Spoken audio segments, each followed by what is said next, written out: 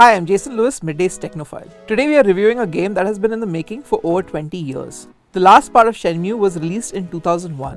When it was out the first time around, the game was revolutionary. You could talk to anyone in the world with full audio. Villagers? Yes. Generations of stonemasons, hunters, and farmers have all lived here.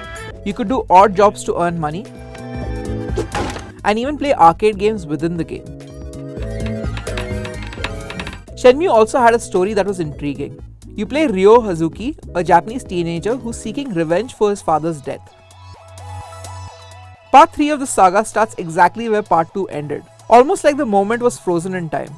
Shenmue 3 essentially ignores the evolution of video games over the last 2 decades, and comes out on the other side with its clunky controls and old school gameplay intact. It just looks a little better, but that too is not up to modern standards. As a returning player, this is actually a little comforting, but if you are a new player, this would be very frustrating. As mentioned, the game hasn't changed much. Everything happens at a leisurely pace as the story unfolds. It is not something many modern gamers would be comfortable with.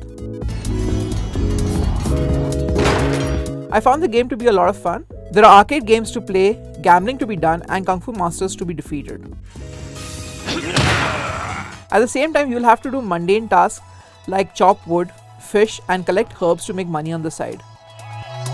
Well, because even game characters need to eat, at least this one needs to. Sticking to tradition, Shenmue lets you talk to everyone in town and gather clues as to figure out what to do next. I didn't mind the slow gameplay either. It's very reminiscent of a village setting where things happen at their own pace. Well, I ain't forcing you to do anything. The job will be waiting for you. The combat in the game is as quirky as it was in the previous versions. I really wish they would have upgraded this aspect. Button mashing works in combat, but not so much in sparring. Shenmue 3 has also not ironed out all the bugs. For example, a woman I was trying to talk to early on in the game would vanish when I moved a little. Also, at one point the sound synchronization was totally off. Do not get complacent. I had to restart my PS4 Pro to fix the issue. Bugs aside, Shenmue 3 is still a good game for fans who have been waiting for this for 20 years. The rest might not enjoy it as much, especially since the game doesn't conform to any modern standards. If you still want to play Shenmue 3, I would recommend playing Part 1 and Part 2 first. Part 3 is actually quite enjoyable, but if you are hoping for a conclusion after 20 years, the game doesn't provide it. Instead, considering the pace, you would probably have to wait for Part 4 or 5 before it all ends.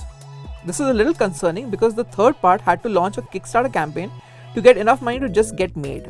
I'm not too sure if they can pull off another campaign to get Part 4 made. Maybe I'll give it a shot.